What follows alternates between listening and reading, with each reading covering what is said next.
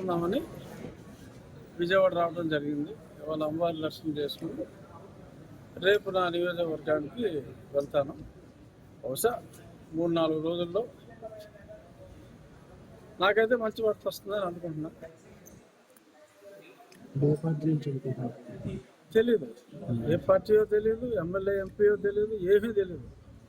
అమ్మవారికి నివేదిద్దామని అనుకుంటున్నాను.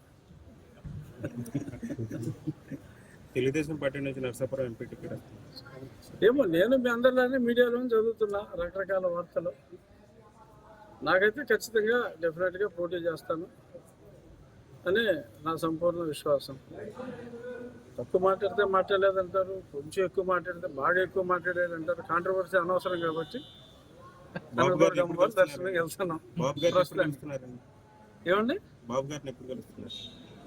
కలుస్తూనే ఉంటాం. దానికి మళ్ళీ ఇప్పుడు అప్పుడని విజయవాడ రావడం జరిగింది. ఇవాళ అమ్మవారి దర్శనం చేసుకుని రేపు నా నియోజకవర్గానికి వెళ్తాను. బహుశా 3-4 రోజుల్లో నాకైతే మంచి వార్త వస్తుందని అనుకుంటున్నా. తెలీదు, ఏ పార్టీయో తెలీదు, ఎమ్మెల్యే ఎంపీయో తెలీదు, ఏమీ తెలీదు. అమ్మవారికి నివేదిద్దామని అనుకుంటున్నా. తెలుగుదేశం పార్టీ నుంచి నర్సాపురం ఎంపీ టికెట్ ఏమో, నేను మీ అందరిలోనే మీడియాలో చదువుతున్నా రకరకాల వార్తలు. నాకైతే ఖచ్చితంగా డెఫినెట్గా పోటీ చేస్తాను అని నా సంపూర్ణ విశ్వాసం.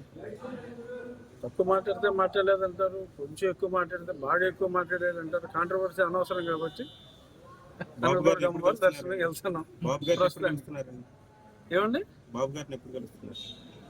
కలుస్తూనే ఉంటాం. దానికి మళ్ళీ ఇప్పుడు అప్పుడని